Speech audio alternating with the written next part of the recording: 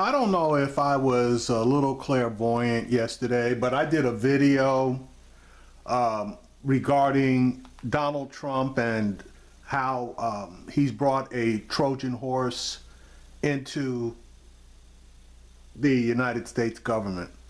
And I was sitting here watching various cable channels, news channels, between CNN and MSNBC.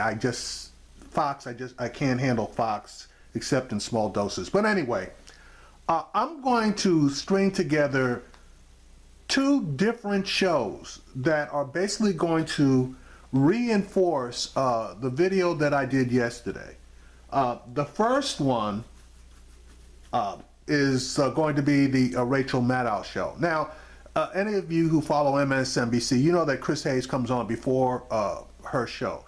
But in this particular instance, I think it's more important to put her clip first and then put the clip that I'm going to use from the Chris Hayes show second to reinforce basically what I said last night as far as experience, especially Russian experienced diplomats and people in the State Department getting moved out.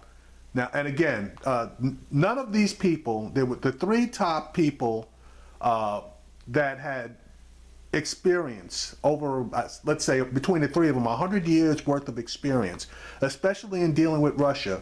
All three of them were told that they were not going to be retained and that they were going to be replaced.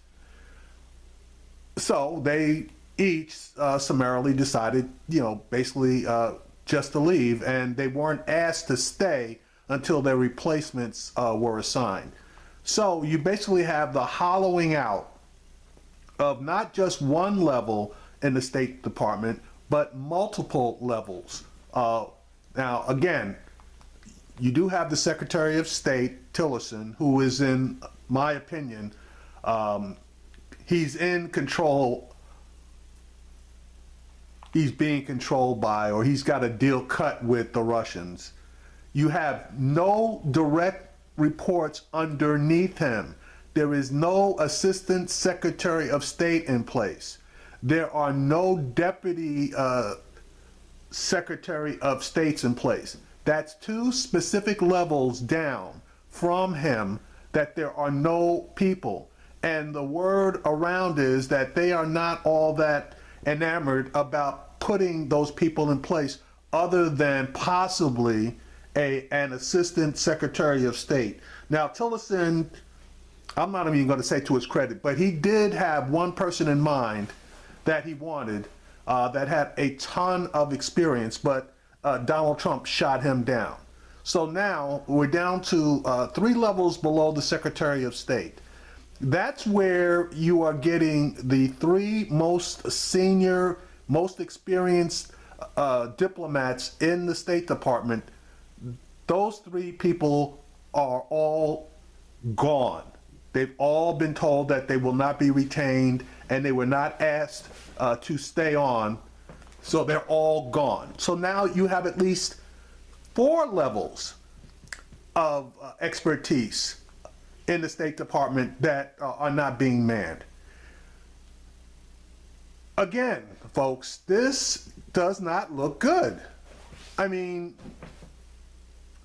Rex Tillerson is doing the Russians' job for them, and they are not actually having to lift more than a finger, and actually not even that. They probably just bend their elbow, get on a secured cell phone with the voice recognition, call out his name, automatically dials, he picks up, they tell him that they want the State Department gutted, they hang up, and he proceeds to go about doing just that. In his first week, he let go more than 100, and I do mean 100, lower level people from the State Department. Now he's basically allowing your upper level non-political career diplomats, he's allowing them to walk. Something is not right in the state of Denmark, and there's something that is not right in the State Department, period. So anyway, let me play this clip from Rachel Maddow. I'm not going to play the entire interview that she did with Mr. Fried. If you are of a mind, do your own research. It should be up on the MSNBC website. But I just want for you to hear exactly how she's going to describe this. Booked for this evening. We feel very lucky to have him. He's the longest standing senior member of the U.S. Foreign Service. He served under President Obama and under President George W. Bush before that, and under President Clinton before that, and under President George H.W. Bush before that, and under Reagan before that, and under Carter before that. He has been there a long time. He is a pillar of the U.S. State Department. He's part of its institutional memory. He has been in the room for basically every important negotiation, every standoff, every big development, particularly between the United States and Russia, for decades. And we've got him here tonight because he's out now. He's gone. The Trump folks chose not to keep him on. He was actually, I say he's the most senior diplomat in the Foreign Service. He was actually the third most senior diplomat in the Foreign Service until a few weeks ago. But then the Trump administration got rid of the #1 and #2 most senior people ahead of him in the Foreign Service. So that did make him the most senior person still standing, but now he is out too. I mean, think about that for a second. I mean, after he was initially hired into the Foreign Service in 1977, 5 subsequent presidents of both parties thought it would be a good idea to keep him on, right? That his deep understanding, his knowledge of all the players and so many of the secrets, right, it would make him an indispensable asset, particularly when it comes to dealing with Russia, which makes sense, right? I mean, you want to avoid getting rolled. You want to avoid getting outmaneuvered or tricked, particularly when we are a country where leaders turn over every few years. And I mean, in Russia, Vladimir Putin has been in charge in Russia for 17 years and counting, right? That's a disadvantage for us in terms of knowing the players, having a long-term plan, right? It makes sense in that environment that you would hold on in the U.S. government to the people who know their way around this particular block, right? That's how you end up with a guy like him, you know, the most senior diplomat America has. That's how you end up with a guy like Dan Fried overseeing the U.S. sanctions against Russia for what Russia did in Ukraine and Crimea. Russia hates those sanctions more than they love life. They hate those sanctions. So of course you need your toughest and most experienced guy running those sanctions. Or well, you did. Like I said, he's gone from the State Department now. Like every other person who had as much seniority as him at the State Department. All gone. He's going to be here on set tonight in his personal capacity as a former ambassador. We are very, very lucky to have him. The new administration may not want the benefit of his expertise in terms of figuring out what Russia is up to with us right now, but I do. I mean, we could all probably benefit from it as a country, as we all try to figure out what's going on right now with this presidency and with Russia in particular. Russia and Putin's antipathy toward Hillary Clinton from her time as Secretary of State, Russia's antipathy and loathing and fear of the U.S. State Department in general, those things that we know about Russia, they put a worrying cast over how successfully the new administration here has hollowed out and emptied out the U.S. State Department in just the few weeks since they have been in charge. Given how we know Russia feels about the State Department, seeing what's happened to the State Department under this current administration is worrying and raises all sorts of questions about the connections between this current administration and Russia. So we are going to hear from former Ambassador Dan Fried in person in just a few minutes tonight. He is our solo guest.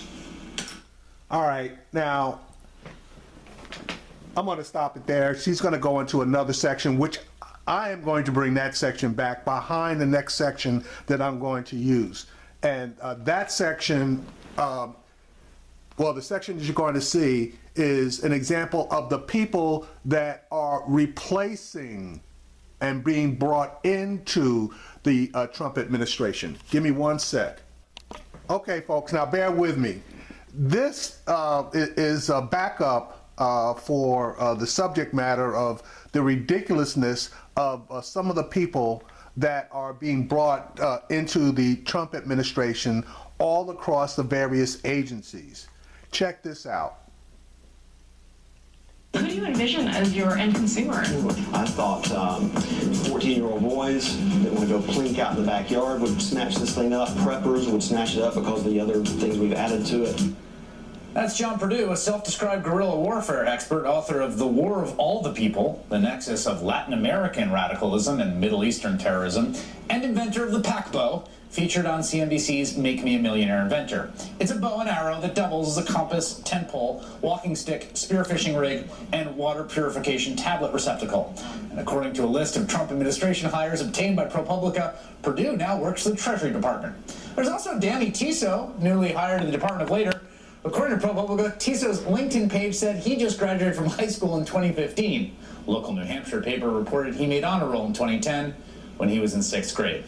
I'm joined now by Justin Elliott, investigative reporter for ProPublica, and MSNBC contributor Sam Cedar, host of the Majority Report. Justin, let me just say, this is great reporting. You got a database folks can go check out of 400 political hires at the agencies. Normally, you wouldn't have to go through a lot of effort to find this out. Normally, administrations tell you who they're hiring. Right, and the other thing that's different here is that Trump is not nominating people for roles that require Senate confirmation. He actually said the other day that he thinks that a lot of these jobs, like Deputy Secretary of X, don't need to be hired. And so these people on these so-called beachhead teams in different federal agencies, in many places, are the only representatives of the White House in these agencies. So that's what this list represents. I mean, so you've got these folks like John Perdue, who wrote this pretty kooky book. I actually went through a little bit of it about the nexus between jihadis and Latin American radicals. This guy is basically there in Treasury, we think, is sort of the White House's like eyes and ears. Right. I mean, we're also not sure what many of these people are doing. I mean, as you mentioned, some of them seem to be like 23-year-old Trump campaign staffers who like ran the campaign in Kentucky. Some of them are like real Washington people. Lobbyists. We found around at least 36 former registered lobbyists. This is not a sort of swamp draining group of people. 36 lobbyists now working in the agencies, including a guy from Palantir, which is a huge defense contractor on the tech side, now at the Department of Defense. That's right. There's a guy named Jeff Burr, who is the head of government relations for the Construction Industry Trade Association, who's now at the Department of Labor. And Trump, by the way, during the campaign, this doesn't get brought up a lot, but he actually told several interviewers that he wouldn't have a problem banning lobbyists from his administration. So there are many lobbyists, a lot of campaign people, former Hill staffers, and then some of these sort of fringe types. Sam, I want to talk to you about a guy who's actually not in the agencies, who's in the White House, a guy named Sebastian Gorka. We played a little clip of him at the top of the show. This guy is quite a colorful character.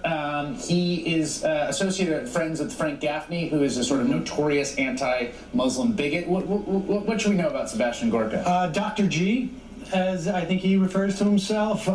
He is a guy who was a Breitbart writer. I think that had Donald Trump not won the election, he would be lobbying to get on WorldNet Daily television or internet television, which is, just gives you, it's not a criticism of WorldNet Daily television, it's just an indication of where he slots in terms of his idea set. He is both a self-proclaimed counterterrorism expert and an anti-SJW alpha male. He's like a real Breitbart dude. He's been criticized by actual terrorism experts. Yes. He's called one of them and berated them. Yes. Because he was getting attacked on Twitter. And that audio leaked. And he is very high up in the White House. He's very high up in the White House. We should also say, to be fair to him, he is he carries around a medal that his father received for his Well, it depends on. I mean, the history is, frankly, it's a medal that is widely associated with anti-Semitism from Hungary. Right. He argues that he can't possibly be a neo-Nazi because he's not a communist. He's done that on Hannity. So he he's an odd figure, but he is very highly placed in the administration. And I can tell you, you can go back and look at some things that he's said on television, and Donald Trump repeats those phrases. He is a Trump whisperer. Yeah. The point here, I mean, with Gorka and with this guy who was on the honor roll in 6th grade, there is an entire sort of level of the professional government that isn't in there right now. Right? I mean, the key point here is these people we're talking about are there. The whole level of like, well, I served in previous administrations, I kind of know what I'm doing, I could be confirmed by a Senate to be a deputy. That doesn't exist in the government right now. Right, and I mean, as we've seen, even with these cabinet nominations that go to the Senate, you have a public debate, you have scrutiny by Congress, you get to have a discussion about what is the policy of the administration on X. The concern of some people is that by installing these beachhead teams who, they wouldn't even tell us their names, we had to file FOIA requests. These are people that have not been exposed to the scrutiny of the Senate. It's hard for journalists to report on them. In many cases, we still don't know what they're doing. We only learned about them because of you guys FOIAing and putting in the public database, which you can find at ProPublica, which is a tremendous public service. Justin Elliott, Sam Cedar, thank you both. That is... All right. So that's part 2. Now, again, you hollow out the experienced people. You bring in these know-nothing people that basically don't know their butts from a hole in the ground. And then you get things like this happening. So the foreign minister of Mexico is this man. He was in Washington, D.C. today. According to an official press release from his office, he held meetings today with 3 top people in the White House, with the economic advisor, Gary Cohn, the former president of Goldman Sachs, with the national security advisor, General H.R. McMaster, and with Jared, with the president's son-in-law and senior advisor, Jared Kushner. Nowhere to be found on that list, the Mexican foreign minister's official counterpart in our government, Secretary of State Rex Tillerson.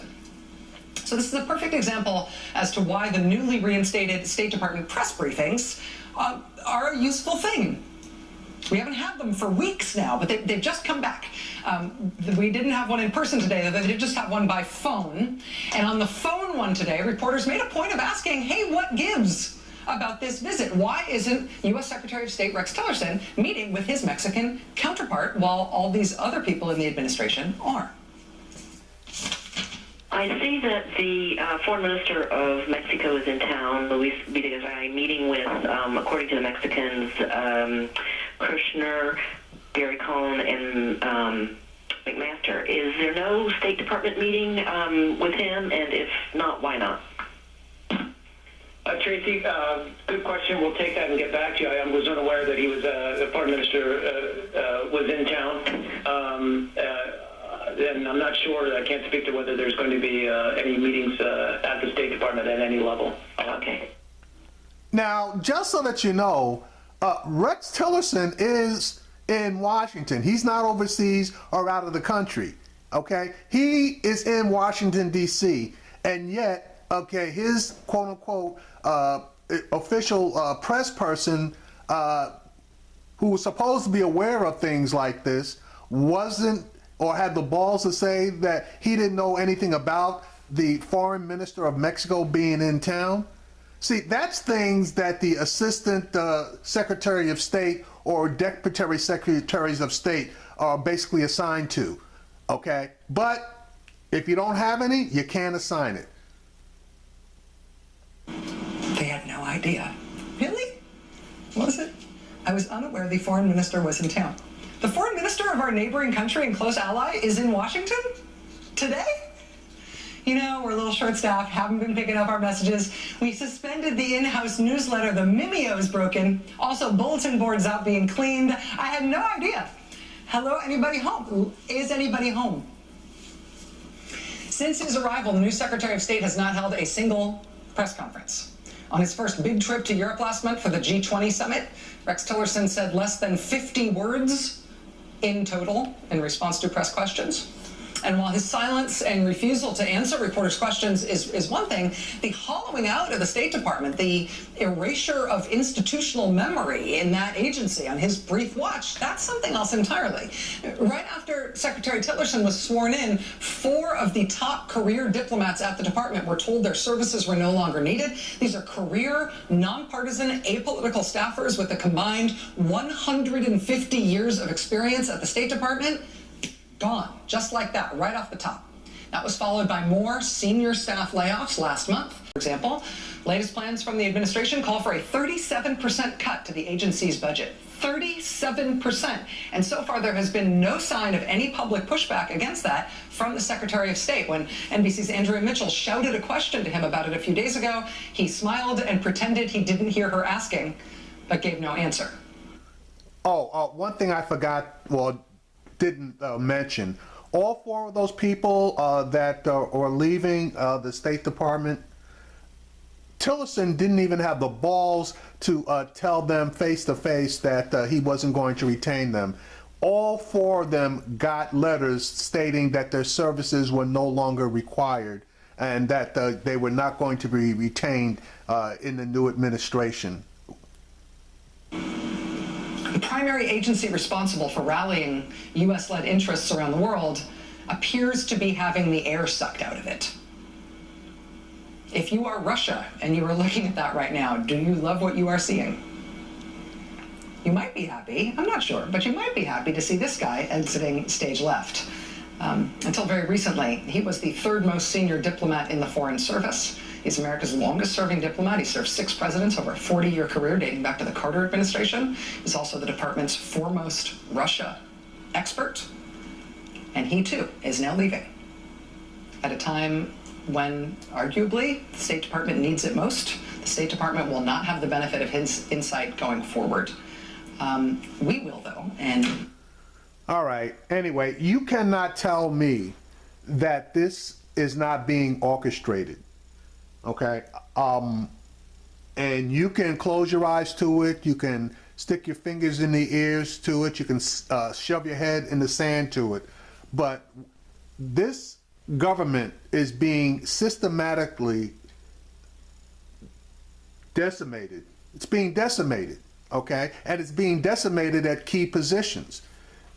The State Department obviously is being shoved down the toilet. And Tillerson, and again, my opinion, he is in that position for one thing and one thing only, to help to get all of those sanctions on Russia lifted so that that $500 billion oil deal can go through, okay? And the decimation of the State Department is basically the icing and cherry on the top for Vladimir Putin.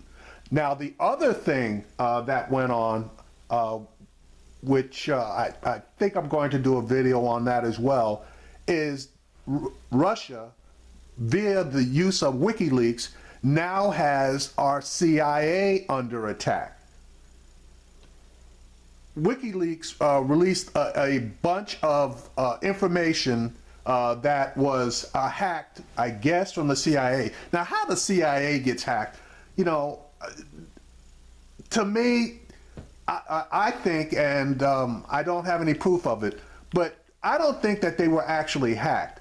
This, to me, sounds more like an inside job where you might have had a disgruntled employee that had some pretty decent access that turned around and dropped all this information to a third party who in turn may have given it directly to WikiLeaks or may have given it to the Russians, who in turn gave it to WikiLeaks. But any which way you wash it, okay, the CIA is now under attack. Now, if you shoot down the State Department, which basically is the face of America, and you shoot down the CIA, which basically is tasked with keeping America safe from all foreign entities, either overtly or covertly, if you knock those two things down, Russia is going to be jumping up and down for joy, because that would be, or strike a severe blow to in my opinion, Western liberal philosophy. And yes, I did say liberal because, in my opinion, the word liberal means open-minded about things. It doesn't mean conservative or closed-minded. Liberal, okay? But it's basically an attack on the Western democracies. So it is what it is, and I'm tired of saying it is what it is. Somebody has got to do something about this bullshit, because if this doesn't stop, I think we're all going to be in some severe trouble.